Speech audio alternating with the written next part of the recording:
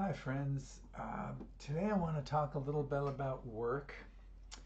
And my wish for you, my friend, whoever you are out there, is that you have work. And if you need the money, that work makes you a living. And if you don't have work and you need a job, I hope you have a job. And if you have a job, I hope it's a job where you can also do your work.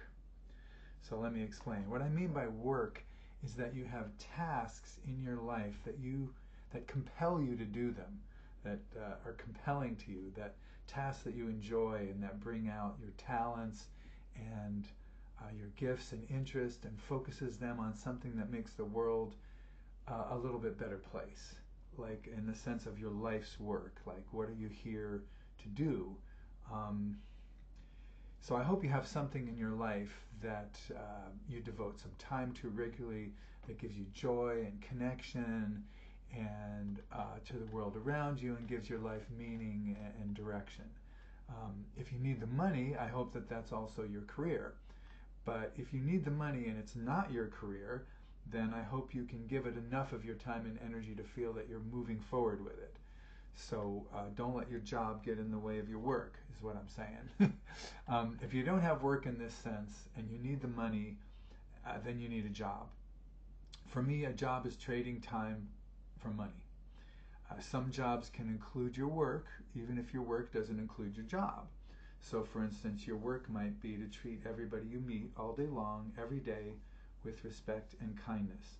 And if you think that's easy, try it. It's work. And your job can be designing robots, but your work can be to be kind and decent to everybody you meet. So they don't have to be mutually exclusive. So what I'm about to say isn't necessarily directed towards helping people do their jobs better, although it might. This is about the work part of your job, or about the work of your life, your work, your life work. Vague or specific, but your purpose here on earth. What are you about to the best of your knowledge? What are you working on in your life? Being a parent, studying Tai Chi, working on balance, working on songwriting, working on music, working on painting, working on sculpture, working on community activism, trying to make the world a little better place. What is your work? What's your main purpose? And my main question today, after delineating all that stuff, is, are you ready to work? Is your life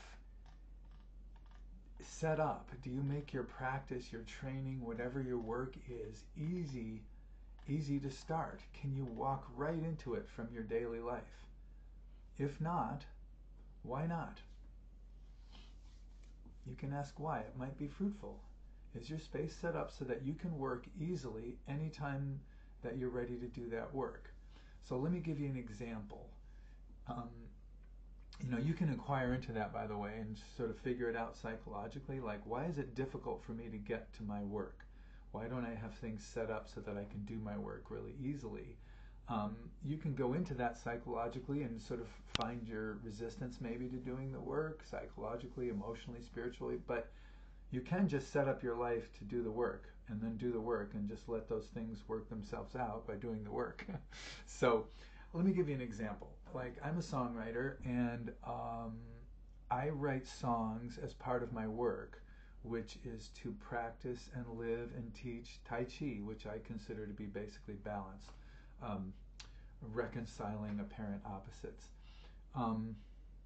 So songwriting is very important to me to help me sort out my life, to help bring things into clarity that are, often not so clear when they first occur to me. I might get a little idea for a song, like a line or a little moment. It releases a charge to me, but it's not a whole song, and I have to kind of flesh it out, and I work on it.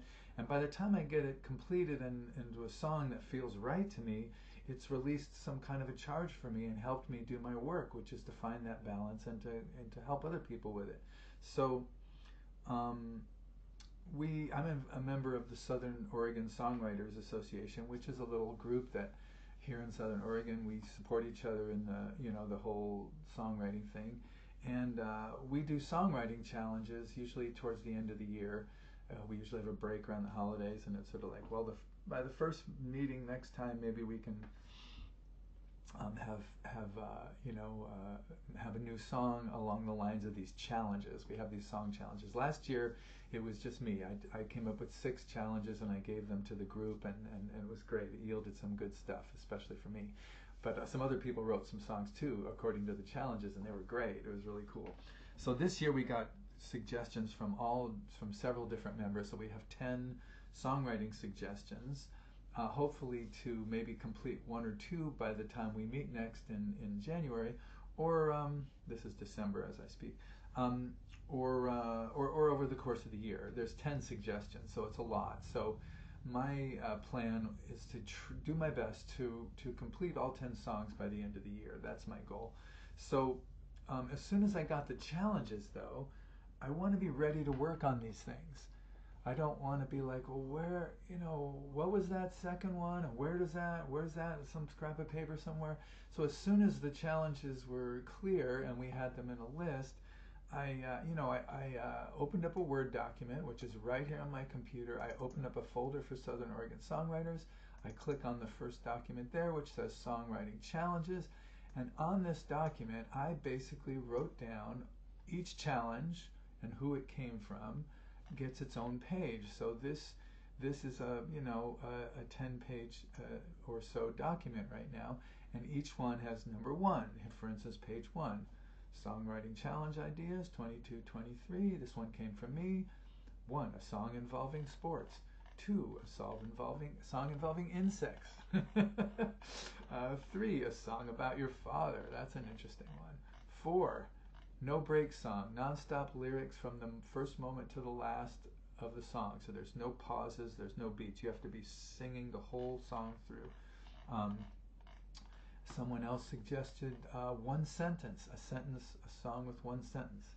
And you see how easily I can tell you these things? As I'm just scrolling down the document. A song about or involving poor judgment. That's number 6. 7, take 2 subjects you know about and include them both in a song. Number 8, use 25 unique words only, the Dr. Seuss challenge. Only 25 unique words. You can repeat them, but there's no more than 25 unique words in the song.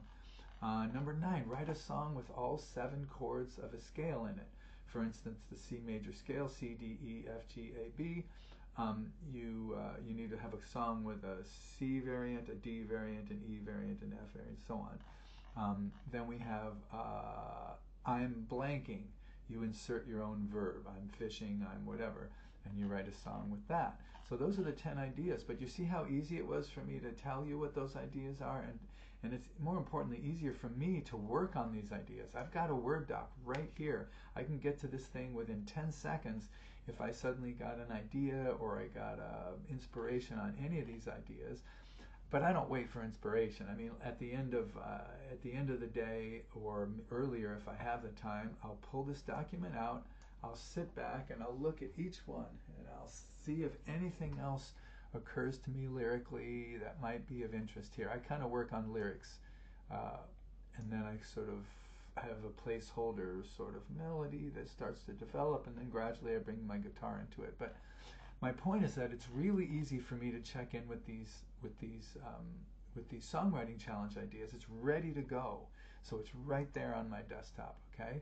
So I also have a new songs folder for songs that aren't part of this the challenge. I have ideas. I have ideas that are getting close to completion. I have new ideas and prospects. I have older ideas. I have little flashes, just things that didn't work out over the years in case I just need a line and I want to dig through those older ideas. And I have stuff like that all set up and ready to go. Easy to get to, easy to get to. My workout space is right here. I've got a little, practice space right here. I can do forms and stuff. I got kettlebells. I got my ab roller things. I got my A-frame work. I got my shoulder reliever swingy thing. I got my Bowflex thing. I got I got a weight bar right here just to work on some easy curls and lifts and stuff. So I got weaponry here if I want to do a little. I don't have much room for weapons in here, but I got a little room for that. I got my mic here already. Anytime I want to do a music video, I just pull this mic and stand out, plug it right in, weapons back there. So you see, like, my space is set up so that when I feel an inspiration to practice or work on something or shoot a video or whatever, I got it right here. It's ready to go. I don't need to prep first. Like when I get a bill in the mail, I know probably a lot of you are paperless by now, but when I get a bill in the mail, I place it over here near my checkbooks. And when I'm in the mood to pay bills, or when a couple of them have built up and I go, okay, I can kind of dig into this and pay these bills, write these checks, it's right there ready to go. It's not off somewhere. And you know, if I look at that and I'm just not in the mood, I'll pull out the letter opener, open the bill, put the envelope in recycling, and now it's an open bill right next to the checks. So I nudge things along. I move them along in stages sometimes when I don't have the inspiration or the energy, because I'm 65. I don't wait for inspiration, but I need some. I don't everything doesn't have to be perfect, but it is sure nice as I get older when my mood and energy matches the task, right? I don't always feel like paying bills. I'm not always ready to look at numbers. And so when I am, boom, it's right there. I can boosh, do it. But meanwhile, I make it easy to get to. I make it easy to get to. So, if your space requires some kind of a transformation, like let's say using your breakfast table as a writing desk or your living room as a workout space, think about how you can make that transition as easy and smooth as possible so that when you feel like writing or you feel like working out, especially an impromptu session, because those are often some of the most inspiring ones where you're not sort of just, in the grind or just putting in the work. You feel an inspiration to do the work or maybe to come up with a new angle on the work. So you can get to it, as easily as possible. Make working easy to get to. It's not a chore that's just sort of staring at you, like just starting the work is a chore. You know what I mean? But especially true if you'd like to balance out the parts of you that give up easily, the parts of you that might be a little more lazy. Make it harder to give up by making it easier to get going so that the momentum can happen. Momentum is real. It really does help. And also, when your work area is ready to go as possible, it rules out not being ready as an excuse. It kind of rules it out in the future. You're sort of saying now, I know in the future I'm not going to feel like doing this, so let me make it easy to start doing it. Let me block that excuse from my future lazy self. You're kind of preempting that excuse for the part of you that gives up easily. So once you get going and you have a real taste of the work, you're in a position to decide if it's a good thing to keep going. But if you make that decision before you even start, you might be right, but you might just be lazy. You might just be being lazy. So being ready makes it easy to test it out. So if you're on the fence about working out, you're not sure, but it's super easy to do, you can get into it. Start. Do some basic warm-ups and do some stuff, and maybe your body tells you today's not the day. You might feel like a pre-injury condition or say it just doesn't click. Great. You can make that decision with some real evidence from your senses before you draw mental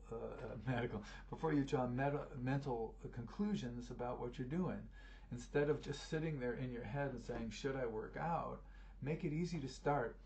Do it for 5 minutes. See how you're feeling. If it feels great, you can continue. If it doesn't, you can stop. So my main point is here, as you can tell, is be ready. Be ready to work, even if you're not. And one of the things I like to do when I'm not feeling it is I can do this logistical stuff that just gets me ready. I feel like I'm doing something in that direction, but I'm not into it now. Like when I first got the songwriting prompts, I didn't, even the ones I came up with myself, I just didn't have anything. And instead of just feeling like zero, I could open that document and I could open up those pages and I could put one idea per page.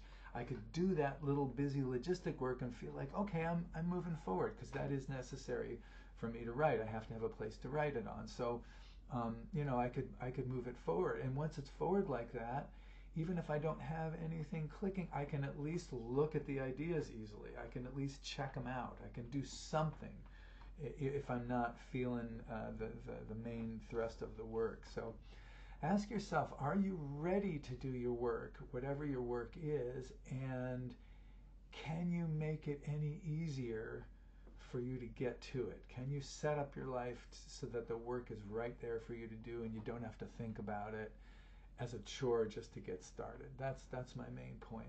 I've benefited so much, especially lately as I've gotten older, doing things in stages and moving whatever willingness I have to do whatever those stages are, moving things forward that way.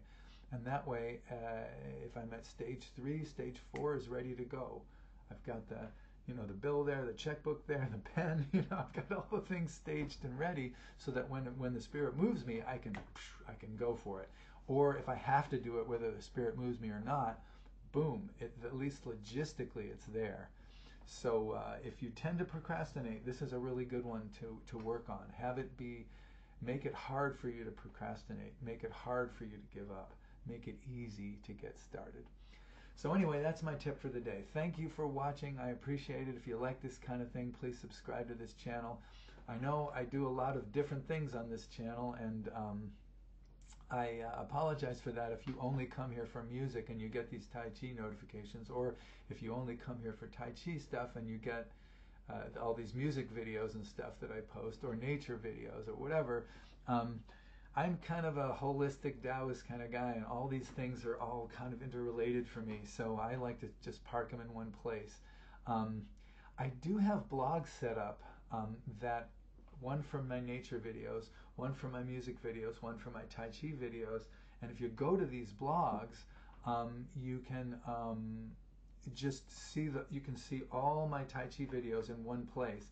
It's this little mosaic feature. It's like a wall of thumbnails, and you just scroll over the thumbnails and they flip over and they tell you what the video's about, and then you click on that and that page opens and you can watch the video embedded right there, close that page, and you're still on the blog, as opposed to YouTube, which is always giving you all kinds of cross suggestions and stuff from all over based on the algorithm, not necessarily guessing at your interests.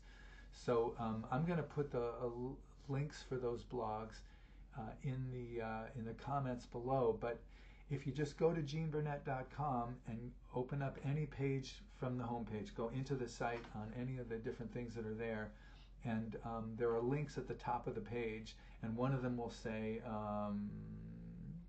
videos. Click on videos and you'll get this menu of these blogs, like where the different things are.